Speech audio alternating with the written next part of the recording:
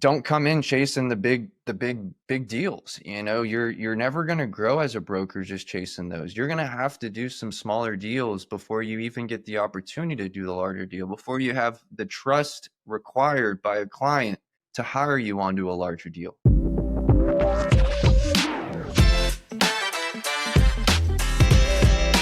Welcome back to another episode of Resolute Reveal, our very own podcast here at Resolute RE, where we go beyond the deal into the real stories, real strategies, real results, and people shaping the world of commercial real estate. Here with your hosts, me, Ray King, and Martin Turner, and today we're headed into the Austin market with someone who's not just producing results. He's helping define what success looks like for both his clients and colleagues alike. Michael Nopum is a principal with Resolute RE, and he's known for more than just getting deals done. He's built a reputation on consistency, client care, and boots on the ground knowledge of the Central Texas market that you just don't pick up overnight. So today we'll dive into Michael's growth journey, lessons from the trenches, and what it takes to succeed as a top broker in one of the hottest markets in the country. So welcome to the show, Michael. Thanks, guys. First podcast. Had a kid a month ago. Haven't slept well in the last however long that's been. So if this sucks, blame the kid. Congratulations, buddy. Thank you. Thank you. So tell us about the baby. Just give us a little look into the private life of Michael Nopum and family. Well, I've got a wonderful wife, and that's most important. And now I've got a wonderful baby who decided to come 5 weeks early. We got to know the NICU very well. We went to the NICU for 4 or 5 times a day for 3 weeks straight, and it was the most emotionally exhausting thing I've ever done in my life. As my wife puts it, we were kind of just in shock the whole time because you get numb after a while. And then, one day you show up and it's a great day, and one day you show up, it's a horrible day. And I just taken it day by day, visit by visit. It's tough going to the hospital 4 or 5 times every single day for 21 days straight. But we did it, and it was the right thing to do. And he'll remember none of it, but we will. And it was the right thing to do. And we are very, very glad to be home now. Been home for 2.5 weeks now, and frankly, it's way easier being home than at the NICU. I bet. But now I'm losing sleep, so pick whichever one you want. Well, congratulations, man. I'm sure you're really blessed, and I know you guys are very happy. What a great I got a great wife, and she's got it way worse than I do, that's for sure. But she's a champ and taking it by stride. Awesome. Well, let's talk about, I want to get into some questions about you starting in your career. So what initially drew you into commercial real estate? It's an interesting question. From Austin, born and raised, never lived anywhere else. I always say I don't have a great story because I didn't do the whole backpacking in Europe thing, but I did get to work as soon as possible, and I'm hoping to be thankful for that later in my life. But I think the real answer is my grandfather was at one time the CFO of Perry Homes. He was there for 30, 40 years, worked until he was 80 years old. And, I'm not going to act like I was bothering him with questions and asking him everything about his career and anything like that. But I knew what my grandfather did, and I knew he was successful at what he did. And I knew that he was in real estate. Granted, he was in residential development, building homes, but he was in the world of real estate. And so I went off to UT 2014 and had a family friend, super random, but it's just one of those God moments, I guess. Had a family friend approach me and told me I own some apartment complexes in West Campus being the main off-campus hub at UT.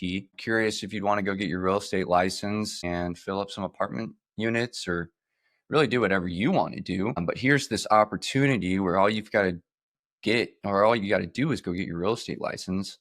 And, being in a fraternity, knowing sorority girls, knowing people from class, it was a perfect opportunity. And so 18-year-old, go and get his real estate license, for what it's worth, failing the test twice because I knew nothing, and finally got it. And I started doing residential apartment leasing deals around West Campus.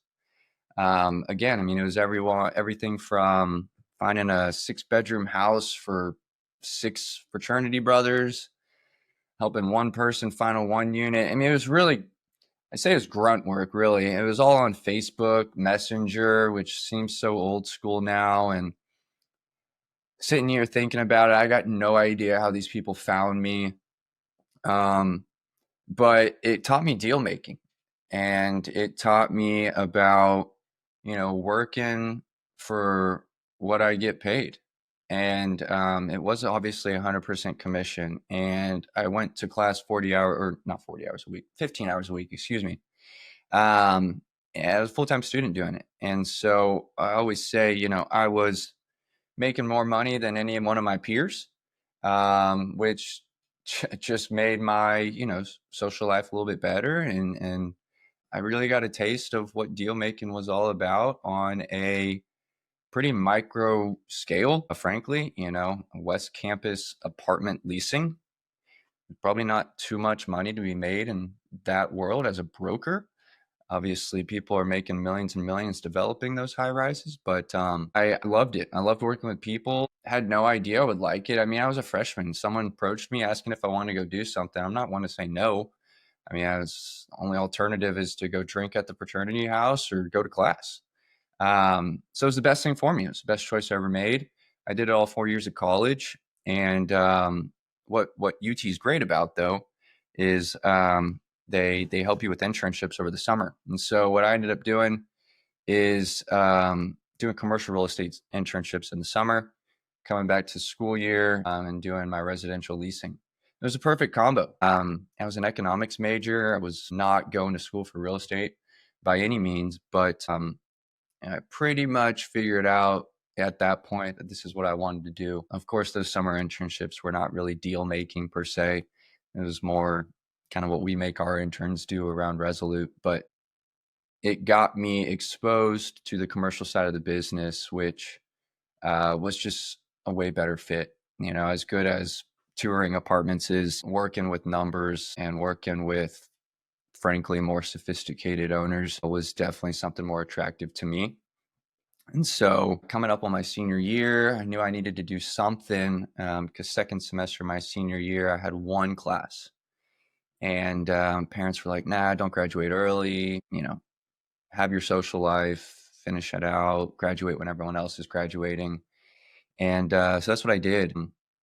Actually applied to Resolute on Indeed.com for the internship position, and was interviewed by Dave Burgraff, who we know now is representing Dutch Bros all over Texas, was a principal at the time. And I think January 26th of 2018, the same day Ray Kang started at Resolute, I walked in the door as an intern with Ray Kang. And I guess the rest is history, but we'll dive into that further in this podcast, I assume. I didn't know you guys started on the same day. Yeah, we started on the same day. Yeah. Cool fact. And that's yeah. I actually started on the same day as Tucker Francis back in 2010. Really? Yeah. Really?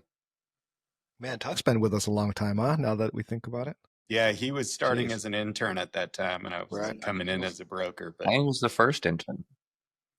Yeah. That's right. Him and Barrett Espy. Yeah. Wild. So it sounds like you were very financially motivated in college, or was it what continued for you to keep doing that line of work for 4 years? I mean, most kids are mostly distracted, or always trying to look into do new things, or maybe go work at the bar because it's a much cooler experience. So what made you stick to it? Well, I'll be honest, this is easier than working at a bar. I mean, I didn't have to stay up till 2 a.m. working at a bar. So, I mean, I don't know if it was financially motivating. We're talking what was I making? $300 a deal. I mean, I wasn't making much, but going back to it, I was making a lot more than my friends. And Yeah, in college, so, that's not bad, I don't think. yeah, right. And so, Yeah. I think really what it was, as crazy as it sounds, I really loved chasing these deals. Mm. Loved, finding who I was working with and finding them a spot and making money from it. And I can't say that I love touring around West Campus looking at disgusting apartments, but I loved the deal making. And I also loved that I was just working for me. I was never working for the guy that hired me. I was just hanging my license with him. And he didn't care what I did. He's a family friend. He understood, what my commitment level was. And hate to say commitment level, but really how much I could handle being a full-time student. But yeah, I mean, again, I was making what, like maybe 10 grand a semester. I was not making a lot of money. Um, but sure, comparatively more than my friends.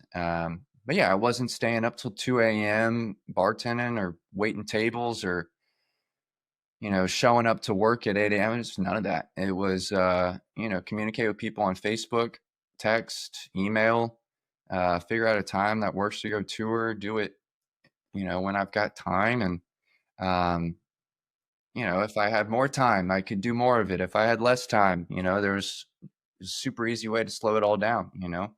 So I think that was really attractive to it. And y'all are probably sitting here, nothing's really changed. We still are 100% commission and we still work when we want to work, and deal making better damn motivate you. And so it's just a natural transition, frankly, and thankfully doing bigger deals now and on a completely different side of the business, being commercial.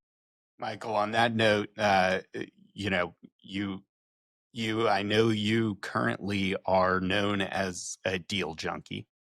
Yeah. And you do an insane number of leases every year. I'm sure we'll get into that later in the episode. Do you think that your experience as an apartment hunter turned you into a deal junkie, or do you think you just are a deal junkie by your DNA? I mean, if you did not have that experience at age 18, do you feel like you would have the Yeah, I mean, there's two different paths that you can go in this business. I mean, those two paths are, do your 5 sales a year or do your 100 leases a year. Um, and I wrote about this on LinkedIn once. I frankly sleep better with a larger pipeline. If it was 5 deals in the pipeline at a time, and I could wake up in the morning and one of those deals, 20% of my pipeline is headed in the wrong direction, that's tough. Um, Alternatively, when there's 50 deals in the pipeline and one deal falls through, do I really care? Sure, I care. Am I going to lose sleep over one deal out of 50? Probably not. And so I really think that just doing the volume that I'm doing helps me sleep better. I would be nervous and anxious and worried all day long if I was focusing on, you know, 5 6 figure deals a year, because I mean, you all know we don't close every deal that comes to the table as right? much as the industry may think we do. Yeah, you're not labeling it, but it's probability brokerage, right? Exactly. Because That's perfect. the percentage is not going to close or go through. Yeah, that's What, perfect. no matter how many deals you have, either it's 3 or if it's 30, like a Yeah. percentage of those are not going to close.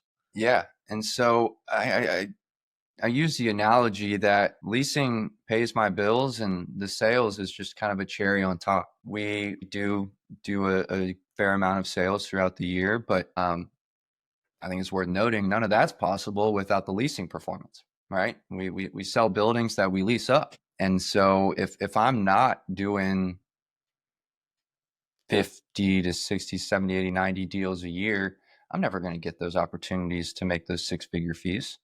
And so I think they all work together for each other. But like I said, you got two different routes to go in this business. And if you're choosing leasing, well, frankly, the only way you make a living in leasing is to do volume. Leasing is a volume game.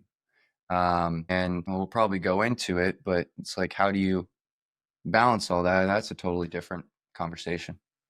Yeah.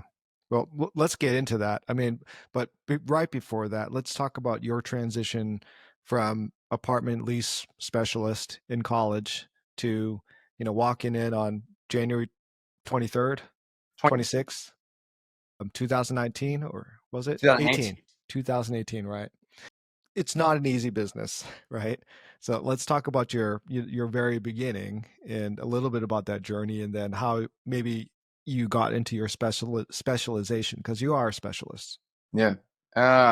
So 2018, we were in pretty much year 9 of what is typically a 7-year cycle. So uh, I'm not going to act like I know everything about 2008, 2009, because I was in middle school, but um, 2018 was a wonderful time to get into real estate. I'll go into why I believe that, but it I did my first deal in 3 months, and that's probably a tiny bit unheard of in this business. Not only did I come into a shop that serves junior brokers so well, but I'd be an idiot not to at least mention that the market was in a good spot in 2018. So deals were frankly easier to come by. They were actually getting across the finish line with a little bit of ease. And I showed up to the office every day during the internship program, and tried to be as professional as possible. I already had my real estate license, which was frankly a step up on some other folks. And if we're going to go into a little bit about Resolute as a shop, Resolute operates on our buffet system. So, all I had to do was balance my internship work and answer the phone as quickly as possible to get on the phone with leads. And it's what I did. I'd show up every day, talk to as many people as I possibly could. I wasn't to the point of cold calling yet because I was still balancing my internship work. But for anything inbound that made any sense to work on, I was putting my all to it. And, at the time I was still in college. So no wife, no kids. And so I had so much free time. I mean, I was in one class and I never went to it. And so I just had a ton of free time. And when we think of free time, we frankly think of time to work. It's not really free time. It's just more time that we can work. And so I still remember my first deal to this day. I picked up the phone, and it was a Mexican sweets shop, elotes and mangoes with tahini on top. It was cute. Yeah. And they wanted to be in one of our shopping centers. Kevin Murphy at the time was at the company, and it wasn't a fit for the shopping center that Kevin was representing that they were calling on. And so I flipped it, which is the most basic trick in the book is, hey, it's not going to work for what you called on. Let me help you find something that will work. And so Kevin had the genius idea. I don't know how genius it was, but hey, there's a shopping center right across the street and there's a vacancy that would fit perfectly. How about you tenant rep this tenant into that shopping center? And so with Kevin holding my hand, I'll be honest, he or we got this cute little, I think they were called Fruity Crush, into it was probably 1,200 square foot space in Manor on 290. And I got a little taste of what it's like to do deals on the commercial side. And it was great. And I remember a lease was signed at a Starbucks, which now looking back on that, we operate so much in DocuSign that sounds kind of silly to get a lease signed in person. But I remember it all. And Kevin was a crazy good mentor for me. And he's still a friend to this day. But I continued to show up every day, continued to pick up the phone, continued to balance what was going on the intern side of things. And with Resolute in our portfolio, we end up having one of the larger portfolios in town. And how we operate, just for the folks listening, it's essentially an open listing platform where anything that's under the Resolute umbrella is free to work on with financial incentive to any of our brokers in the shop. And so through that, I was able to get my hands on a fair amount of deals early, and 6 months later was begging and doing my best to get off that internship program, just because I was done taking pictures. I was done updating stuff on the internet. I was done sitting in front of a computer for however long, 8 hours a day. I wanted to go do deals. I could see the future. I could see the vision. And I finally said, hey, I'd like to get off of this. And Obliged. And I think it was July or August of 2018, I became a full-time broker. And your journey is which I kind of want to touch on. Maybe Martin could shed some light on the conversation, because I think our program at Resolute, and because of the buffet system, I got to do my first deal as well. But our training program, starting in at as a intern or research associate, and then having the ability to have access to all this information that is like super robust and well organized, and all of the listings that we had. And then we talk about the buffet system, but majority of the people will not know about this, nor I don't find it at any other shop. But Martin, do you want to touch on that a little bit to give some clarity? And Yeah, I mean, I think it's a very unique system for brokerages. Most brokerages, you will have, a landlord representative, and they might have a small team of people that work with them on that specific listing. But if a call comes in and that prospect that's calling on that space you have for lease, if that doesn't work, then in a normal brokerage setting, that would be the end of the road for that lead. Or maybe you have some other listings in your personal portfolio that could work, and you try to flip them into a tenant rep assignment. But the unique thing about the buffet system is that you are able to take that lead to anywhere within the Resolute RE portfolio without necessarily representing that tenant.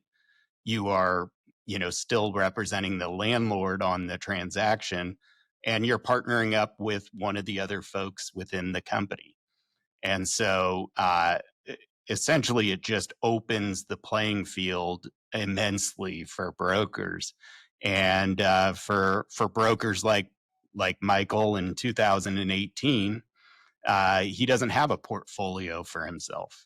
And he's walking in the door, and in an ordinary setting, he would have very little to work on. He would have to go out and hunt down listings, which is a great trait to learn. But if you're spending 100% of your time looking for listings, you're very, very far away from ever earning a fee. And so in the buffet system, he has this very wide portfolio of properties where he can, take these tenants and cold call on new tenants and put our sites in front of them. So we have seen over the years that our junior brokers develop at a much more rapid rate than other firms for this reason. And we've had a lot of brokers in their second and third year become heavy hitters in their regions. And, that's not typical in brokerage. I think Michael fits that box. I don't know when you penetrated that list, but it wasn't too many years into his career that he was number one on Austin's heavy hitter list. Correct me if I'm wrong there, Michael. I'll be honest, it was number 2. Okay, there we go. It hurts. It really hurts. It really hurts. Well, you were in such a short span of time is impressive, though. Come on, number 2. I was a top producer at the company, which may be what we're getting confused, but yeah. You were number 1 in my mind, man. Thank you. So, and how many years into your career was that? That was probably my 4th year. Yeah. So, I mean, that's a pretty rapid rise to being number 4. And I think Michael would tell you that there's probably no way that he would have made it there if he wasn't working on that portfolio. He would have made it there. Michael would have made it there. I know that about him, regardless of setting, but I don't think he would have made it there that fast if he didn't have this huge portfolio that he could work on. And since then, he's picked up his own listings and, now has a ton of listings himself. So, Michael, I'll let you speak to this, but what about when you're on the other side and junior brokers are working on your listings? Because sometimes that's the question we get about the system is, hey, yeah, that's great when you're a junior broker, but what about when you're a senior broker and somebody comes in and is able to do deals on your properties? Oh, that's the best part. When we're out pitching landlords for their business, this comes up. Of course, it comes up. And the reality is that landlords don't care where deals come from. All the landlord cares about is that a deal gets done. And with the correct perspective as a non-junior broker, you should understand that any deal for your landlord is a good deal, no matter if you've got to split it 1, 2, 3 ways. And so where I'm getting at is our portfolio of listings is in a place where it is because we are keeping landlords very happy. We are doing more deals than other brokers in town, therefore filling up shopping centers faster, therefore getting hired onto new listings and keeping the business. My perspective is I love when someone brings a deal on the buffet system to me. Makes my job of filling up that shopping center faster or easier, really. And sure, I get my fee cut, but and not to be cheesy, it's a long-term game. And I want to keep my clients until I decide that I hate brokerage, and I want to keep my clients forever. And hopefully my clients feel the same way because we're doing our job. But the reality is that our clients do not care who, what brings a deal. Frankly, our clients are going to be only talking to me. My clients are only going to be talking to me regardless of who brings a deal. But going back to the pitch, I can confidently say, factually say that there are 50, 60 brokers, all financially incentivized within the company to bring deals to your shopping center. And that is not a pitch that other shops can say, because those leads go to the point brokers, the point of contacts, and those brokers work those deals. And again, it compounds, right? You make one landlord happy, they go tell their friend that these folks did a good job, and it just builds. And I don't know where it all started for me. I know what my first listing was, but I where and how we get business into the company is always a funny thing. I mean, it could be a cold call, it could be a referral, it could be some random lunch and coffee, it could be someone saw my name in the Dawson Business Journal. There's no one way that we procure the business, but going back to it, the buffet system is one of our competitive advantages in the market. And while it's unique, it allows us to stand out against our competition. But with the right brokers on the team, having their head in the right place, there is a respect and appreciation for how we operate. Most definitely. What about specialization? So in your career, starting out taking advantage of the resources and the buffet system, and eventually you're a specialist and more leaning towards representing landlords. Absolutely. How did you pivot into that? And can you maybe share about that, the importance of specialization and why you chose that route? I think it starts with your first listing. I got pulled on to Hutto Plaza in 2018 on Chris Kelly Boulevard in Hutto, Texas, which was a listing that I got pulled on from Andrew Perkel, who used to be a principal in Austin office, and got to work with a landlord that was, as crazy as it sounds, he was or is 6 years older than me. So I was a 21-year-old working with a landlord that was 27, 28. And the only reason I'm mentioning that is we started having this relationship. It was a strong relationship, great relationship. We'd go golf, we'd go, we'd get frequent lunches, and we'd pick each other's brains about, because frankly, it was his first development, and not that he lacked any experience, had far more than me, but there was a lot to learn from each other. And I appreciated his respect that he had for a junior broker like me. And it was a mutual respect. I did good work. We ended up filling up. Funny, I was about to say completely. There was an 800 square foot suite that never got quite filled up and before he sold. But besides the point, we hit it off. And I appreciated working with the landlord over the tenant because there seemed to me to be a tiny bit more sophistication about the business on the landlord side of things. I think it kind of goes without being said. Obviously, one day I wanted to be in his shoes as a landlord myself. And so, if you want to take that perspective, there was a lot to learn from him as a landlord while working for him. I think as you get better in this business and better at your craft, you also learn how to vet and qualify tenants a little bit better. And what I mean is touring on the tenant side, touring as a tenant rep can be pretty arduous. There's never any guarantee of a deal on the tenant side. I could spend an entire day driving around town with a tenant and they could pull the plug on everything at the last minute. And the reason I brought up qualifying and vetting tenants is if I'm doing my job well and asking the right questions on the front end on the landlord side, I'm only touring if it makes a ton of sense and if I believe these tenants are truly qualified. And so with that, I'm spending my time a whole lot better, in my opinion, than working on the tenant rep side. And there's going to be people that disagree with this. Let's also mention that tenant reps make 2 times as much as landlord reps. So there's an added incentive on that front. But I felt that my time was better spent on the landlord side. And frankly, it had a lot to do with how much I was in my car and out touring, because early on, you learn pretty soon that touring with unqualified tenants is an absolute waste of time. I mean, the last thing you want to go do is spend 2 hours of your day, get on site with someone, and there's 1,000 different reasons that make a tenant unqualified. But you then learn they've got $10,000 in their bank account, or you then learn they don't even have a brand for whatever their concept is, and that's pretty disheartening and that's pretty discouraging. And you get tired of that pretty quickly. And so on the landlord side, I'm working with, in my opinion, more sophisticated folks. On the landlord side, I'm, in my opinion, spending my day in a more efficient manner.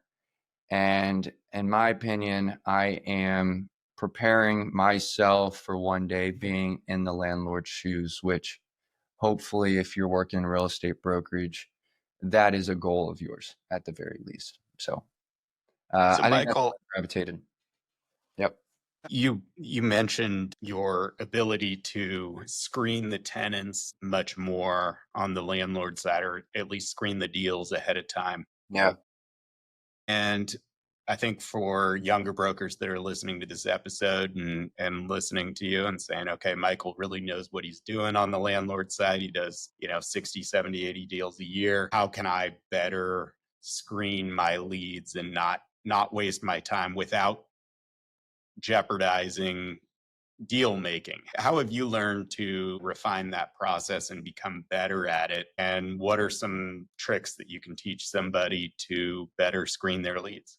Well, I think it's important to say I'm really talking about the mom and pop side of things. The national folks, regional folks, they don't need their qualifying. I mean, if they've got 3 units in Austin, well, I don't need to ask them any qualifying questions. But when a mom and pop, first time operator comes to the table, there's frankly a checkbox of items that I want to look for and ask for. That includes a business plan. Have you put enough thought into this to create a business plan about your concept? Like, how many employees are you going to have? Just really basic stuff. How much is it going to cost in the first 6 months to operate your business?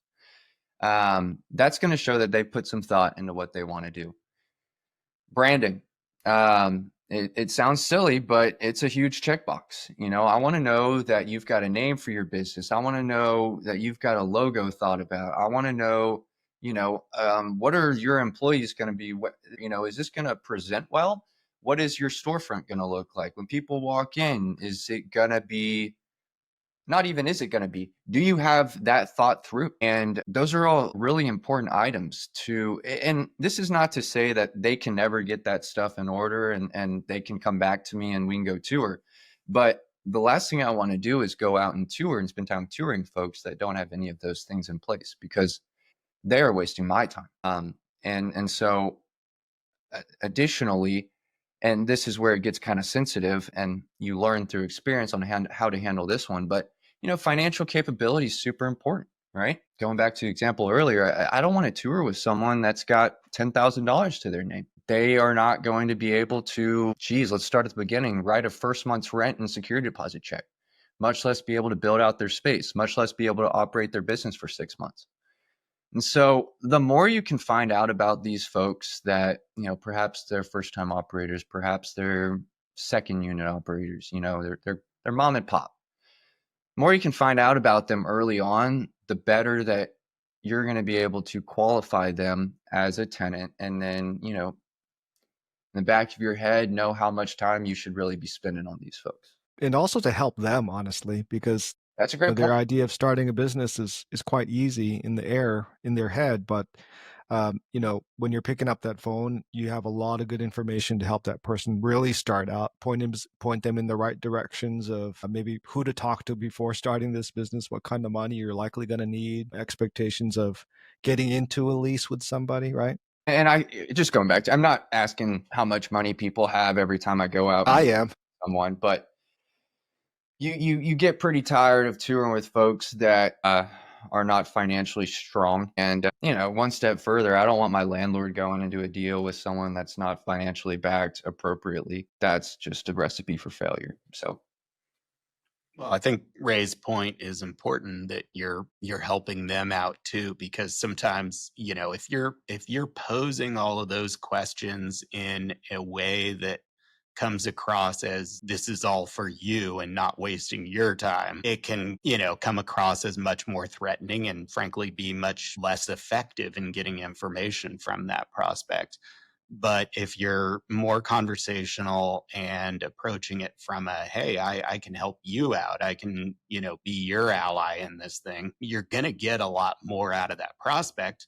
Not to mention the fact that, if they are qualified and they're coming to your shopping center, they're more likely to do a deal with you and potentially become your client on the tenant side in the future. So, or at least the company's clients. I think the approach that a broker takes with that is critically important. And obviously, Michael is very good at taking that approach.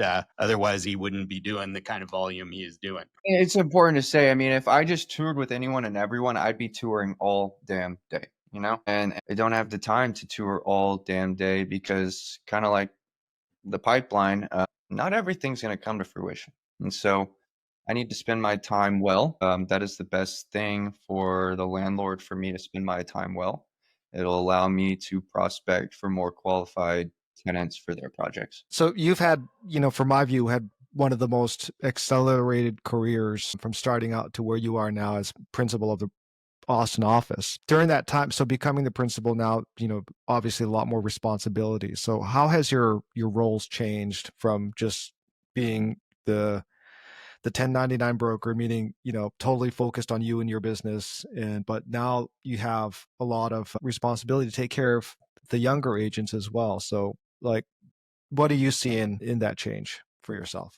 Well, I mean, Resolute promotes from merit rather than necessity. I mean, there was no, and Martin, you could probably correct me if I'm, there wasn't a need for a principal, a second principal in the Austin office. There wasn't a need for an additional leadership position. Rather, I'm in the position I am now because of the example that I was setting as a junior, or regular broker, right? I was always in the office. I was always sharing my tips and tricks. I was always, a phone call, text away for the folks in our office. Of course, production's a huge part of it, but, if you're not producing, then you're not going to make it anywhere in this business, much less to a principal role. But, I think the biggest thing in our business as a leader, as a principal of an office, is presence, being there for the folks that are looking up to you and need your guidance, your coaching, your training, whatever it might be. My day-to-day is not changed all that much, right? I lead a Tuesday morning team meeting. I talk to Martin and David every once in a while, but I'm still grinding out deals. I am still showing up to the office. I'm still talking on the phone with my clients weekly. None of that has changed. Frankly, all that's changed is a title, right? A tiny bit of leadership responsibility, and just constantly setting an example for the folks in the office. Yeah, we're trying to recruit all the time and we're interviewing folks, but I think everyone in town's doing that. We're constantly trying to make additions to our team that make sense for our team. And, kind of goes in another point where we've got a great team in Austin, great team of brokers that love being in the office, and they're all handpicked.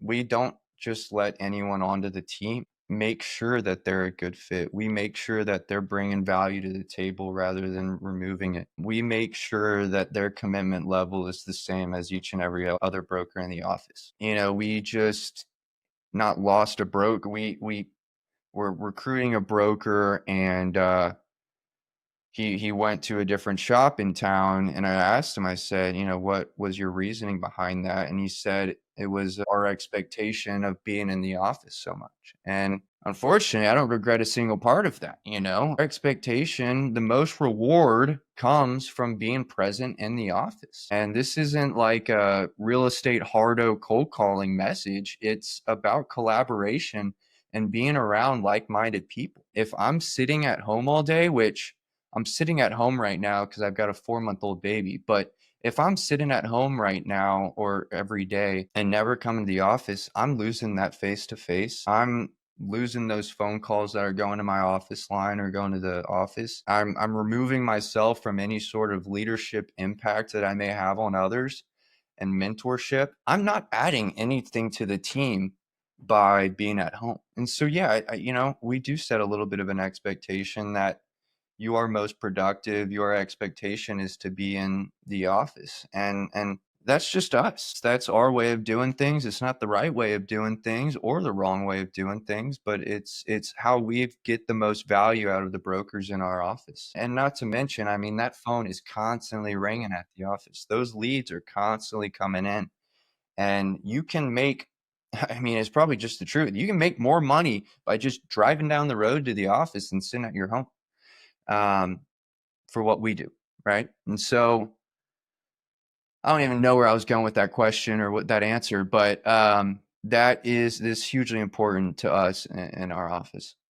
Well, I think you articulated it well, and he was asking how your life had changed since you become principal, Yeah. and how your role has changed. And I found your answer interesting. And as you were explaining it, I said, that makes a lot of sense. And I think it is because of what we had discussed previously about the buffet system and the collaborative nature of our platform, is that you were already working and supporting all of these junior brokers when you were not principal, because you were working on deals with all of them constantly and helping them through these deals. So maybe your life has not changed a whole lot because you were already doing all of these things and you were doing them very well. You were making a lot of deals with these other brokers, and brokers were getting a lot out of the relationship that they had with you, and that's why you were promoted to principal. But yeah, just sort of your whole philosophy around brokerage and how you're explaining the buffet system and stuff really does embody sort of what we've tried to make Resolute all about. And so, that's why you were promoted. And I believe it now that you say it, that your day-to-day probably hasn't changed all that much. No. And it's interesting. I probably am working on a deal with every broker in our office. And that is a reflection of the buffet system, but it's also a reflection of the collaboration in our office. I go out and pick up a new listing. I've got the choice with who I want to work on that listing with. And sure, I've got my preferences, but sometimes I'll put a junior broker on a listing because I want the best, or I want them to gain some experience. And so, yeah, I'm on listings with probably every broker in the office, and I'm working deals with probably every broker in the office right now. And that's probably pretty unique, unless you're on a team, a defined team at your company, you're probably not working on deals with every single person in that office. One step further, if you want to get into it, I'm able to mentor each and every one of those folks, and to an extent, while we work these deals. Constantly on the phone with, I probably talk or text to each person in our office every day, whether I'm in the office or whether I'm not. And so communication, whatever you want to call it, you're constantly teaching, you're constantly being looked at as a mentor, as an example. And I really enjoy Resolute because of that opportunity. Well, yeah, one of the interesting things I found when I was principal of the Houston office and switched into that role from just straight brokerage was I found it made me a much better broker when I sat down and actually thought about the things that I wanted to communicate to a young broker. And I'd say, okay, am I living up to these things? Am I doing these things? Wait a second. No, I know these are the things I need to be doing. I'm not even doing them. And I sure as hell wasn't going to go across and tell somebody else to do something I wasn't doing. Yeah. And, that would feel completely inauthentic. So I was like, okay, I need to start doing these things myself. And it made me a much better broker. I mean, it made me execute things I just wasn't going to do on my own until I, had to do that. Otherwise, I'd just be telling somebody to do something I wasn't going to do. Yep. There is that level of responsibility and that more accountability, right? Yeah. For what we're doing. And I mean, deals are like repetitions in the weight room. The more you do, the stronger you get, the better broker you become, the more experience you have. And I've always liked that philosophy. No matter how poorly a deal may pay you, I'm gaining experience, positive or negative, from everything that I do. And I think it's an important perspective for new brokers to have when they get in the business is, like, sure, I guess you can come in day one and start chasing 6-figure deals, but you're going to fall on your face so many times chasing those 6-figure deals before you do one. Whereas on the leasing side, it's a little bit more gracious towards brokers. Arguably, there's probably a little bit less mistakes to be made. And without a doubt, it's on a less impactful scale financially on the leasing side. And so, I mean, I'm approaching 500 deals in my career. Everything's been a repetition. Everything's been a building block to the broker that I am today. And there's a lesson to be learned from each and every deal you do. So, the message there is don't come in chasing the big deals. You're never going to grow as a broker just chasing those. You're going to have to do some smaller deals before you even get the opportunity to do the larger deal, before you have the trust required by a client to hire you onto a larger deal. And, it was only 2 or 3 years ago where we started, or where I was included on the hiring of onto larger centers, larger developments. And that is a reflection of the volume I've done over my career. That's the reflection of doing a ton of $1,000, $500 deals, right? Getting experience under my belt, because I'd argue that, I'm worlds ahead of the broker that's done 100 deals making the exact same amount of money as me.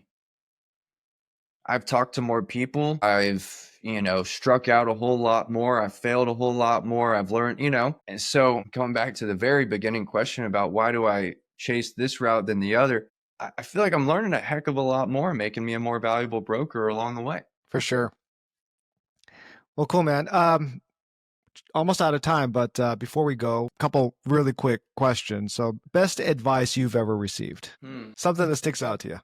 Yeah, gonna have to edit out this silence, but That's okay. We can do that. Yeah. Best advice I've ever gotten is I wrote this down, Ray. Take your time, buddy. Was it in my whatever, I'll get past it. Probably the best advice I've ever gotten is don't expect more than what you put in. A lot of folks come into this business thinking it's going to be some sort of silver platter. Here you go, right? Oddly enough, at Resolute, it's a tiny bit of that, but it's a lot of hard work that's got to be put in too. It's a lot of knowledge that has to be obtained too. Sitting here thinking about another amazing piece of advice I got was, we are two things in this business. We are what we know and we are who we know. And that's it, right? And so if you can focus on those two boxes, the what and the who, it simplifies everything you do every day. I like that. Because, if I stop going to lunches and coffees and meeting with people, well, that's the who.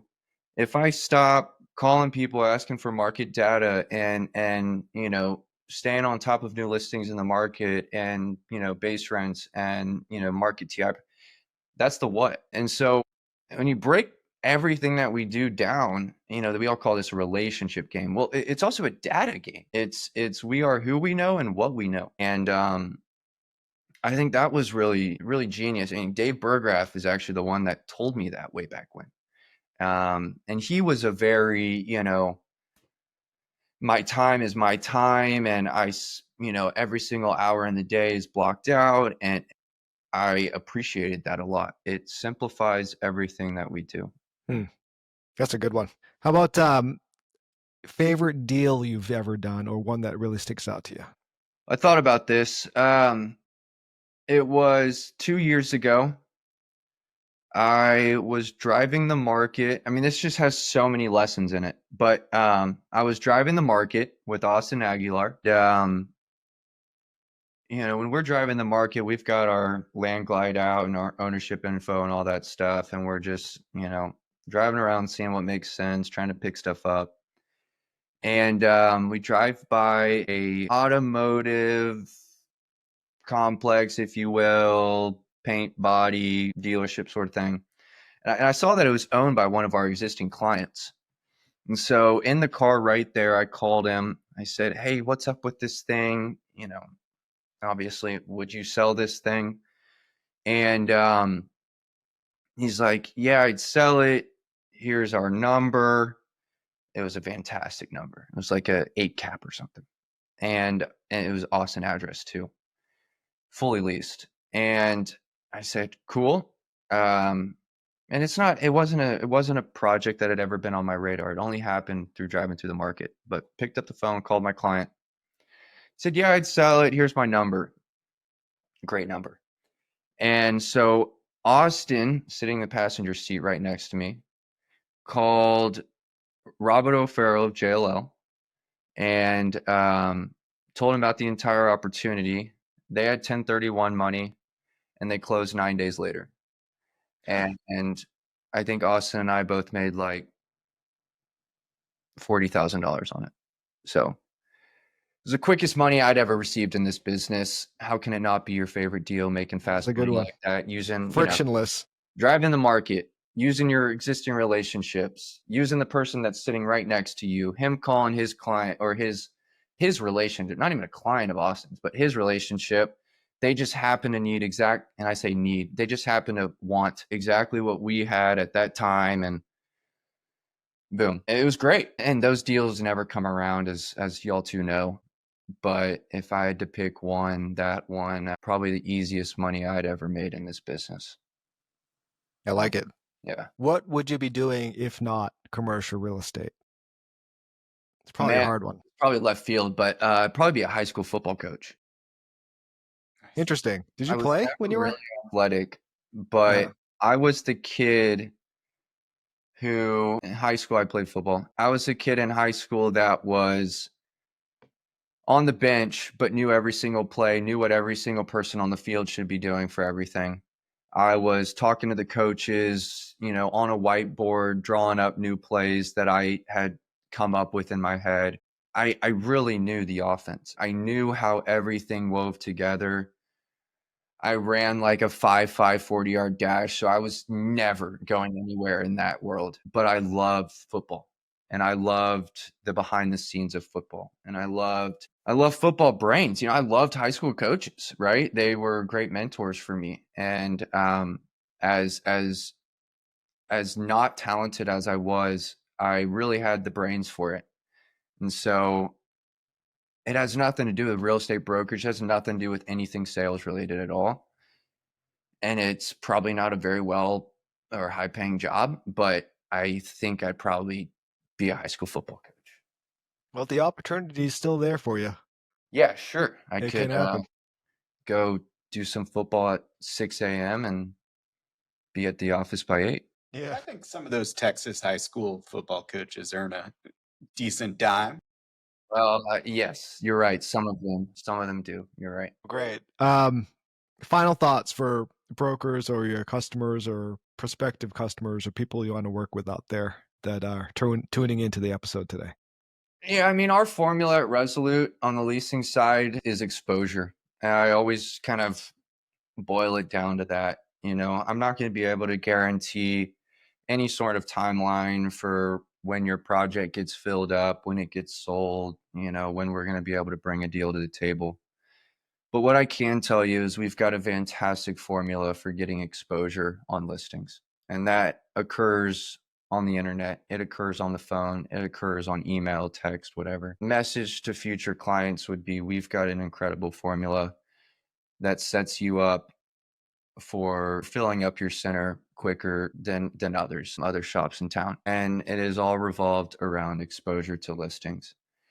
There's not one thing that we do well. We do 1,000 different things well. And any broker that is able to guarantee you some sort of timeline for getting deals done, bringing things to the table, it's probably time to talk to a different broker, because, that's when overpromising and under delivering occurs.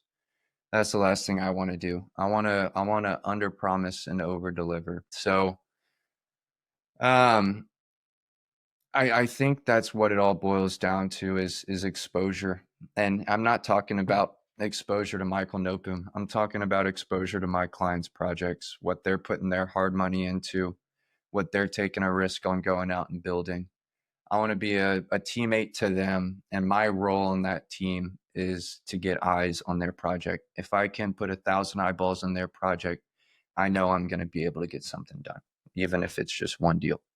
I'll take those odds though. And of course, we do our best to grow our younger brokers, grow our office, grow our company as a whole. We've got an amazing team in Austin at the least. And we've got 25 brokers in Austin that wake up every day wanting to broker real estate deals. And I think that's really special. I think there's too many folks right now that don't have high enough expectations, high enough standards for themselves. And I think it's a very cool thing to be able to reach what I believe is, some sort of potential financially, professionally, whatever. I mean, never in a million years did I think that, getting to this point financially and, as a principal would ever be possible. But waking up every single day, keeping in touch with the folks that you need to be keeping in touch with, and working your butt off is critical and will lead to more fruit than you could ever imagine, right? More fruit than your peers are making. Then you put yourself in a little bit better position for the rest of your life. And that's kind of my philosophy, is work now so that the rest of my life is a little bit easier. So yeah. Well said, sir. Well, thanks so much for being on the show, buddy. Thank you, Michael. For the opportunity. Congratulations to the family, the new addition, and more success to you. And looking forward to making deals done with you as well.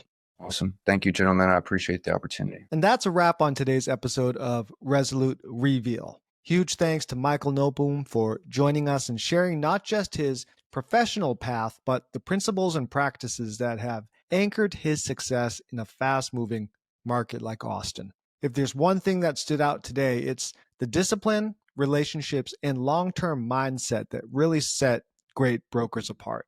If you enjoyed this episode, make sure to follow, share, and leave us a review. It helps us reach more people in the commercial real estate world who are building their own version of success. Until next time, this was Resolute Reveal.